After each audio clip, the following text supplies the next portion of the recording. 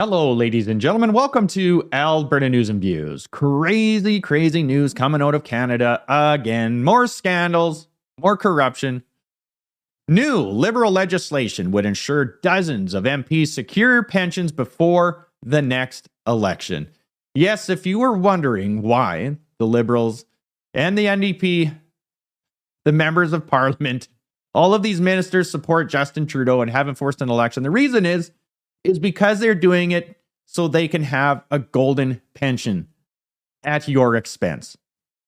A tweak to the Elections Act the Liberals introduced this week could allow for about 80 MPs to qualify for a House of Commons pension. Absolutely shameless. It is always about them. They don't care about you. Here's a great breakdown from Norman Spector. Front page, Toronto Sun. Prime Minister, now a pension manager.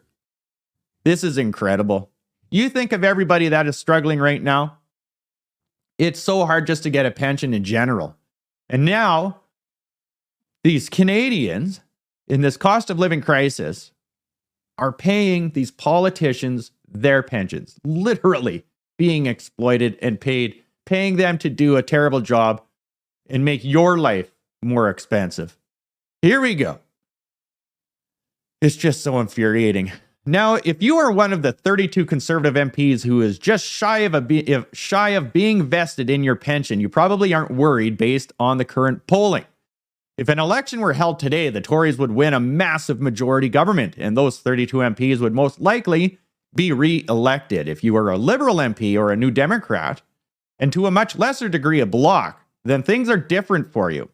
If an election were held today, a lot of the Liberal MPs would lose their seats, including many of the 22 first elected in 2019. The NDP is also in danger of losing seats in the next election, but the Bloc could hold its support or even gain seats based on current polling.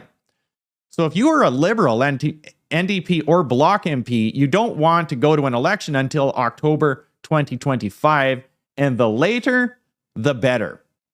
NDP leader Jagmeet Singh, who signed the coalition deal with Trudeau, gets vested in his pension by February 2025, 6 years after he won a by-election.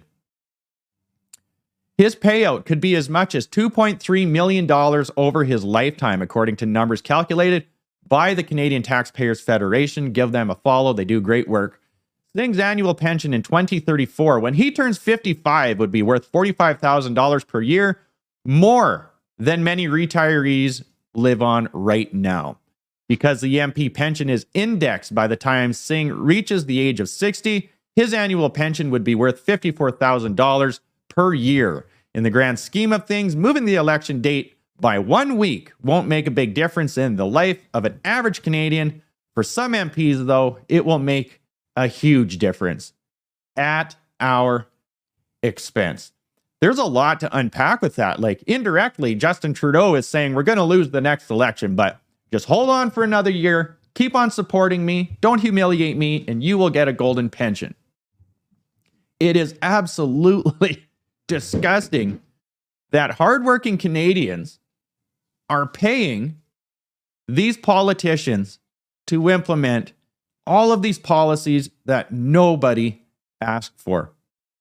I read also, too, that they're extending it by 1 week so they get these pensions, and they're saying because it's for religious reasons in Canada, like there's a religious holiday at the exact same time, but they could go a week earlier or a month earlier, which is just like Norman was saying, is the later, the better, because then it just guarantees more Liberal NDP MPs will get their pensions.